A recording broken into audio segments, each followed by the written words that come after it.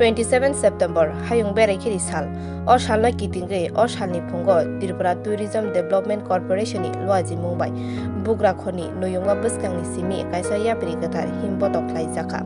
obono chengsawi rekha berai mantri Pranajit Singhoroi bono karibo manjaka tangbedek ni secretary Kiran Gidibai tangbedek ni dagifang tike jakma akosam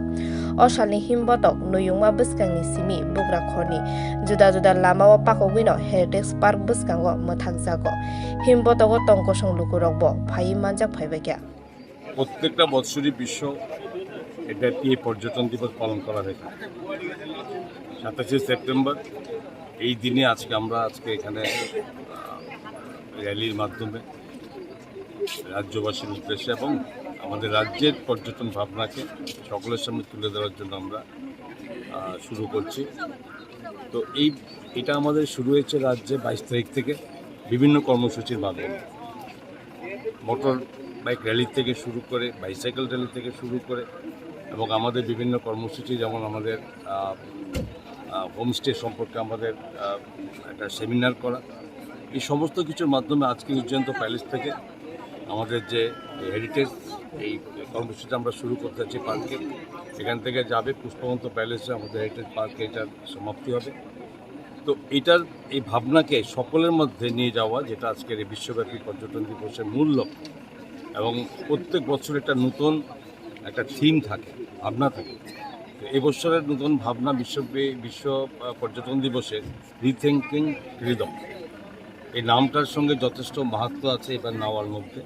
আমরা সকলে জানি যে করোনার এই বিপর্যয় থেকে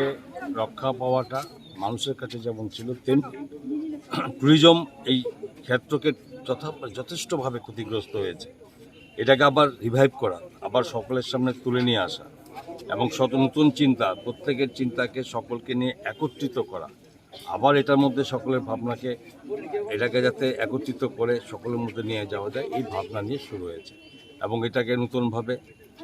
যখন ট্যুরিজম মানেই, পর্যটন মানেই একটা সম্পর্ক তৈরি করা, একের সঙ্গে অপরের, এক জাতির সঙ্গে অন্য জাতি, এক দেশের সঙ্গে অন্য দেশের,